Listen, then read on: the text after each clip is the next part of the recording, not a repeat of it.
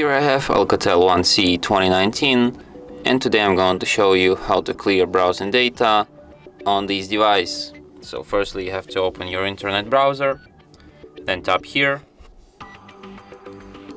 go to the history section, tap clear browsing data, then go to the advanced, select the time range, like you can delete your history for the last hour, last day, last week, last month, or all time.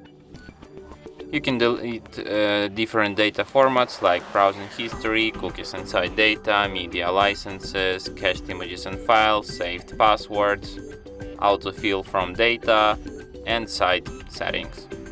And then tap clear data to erase it all.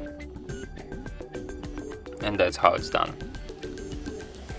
And that's it. Thanks for watching.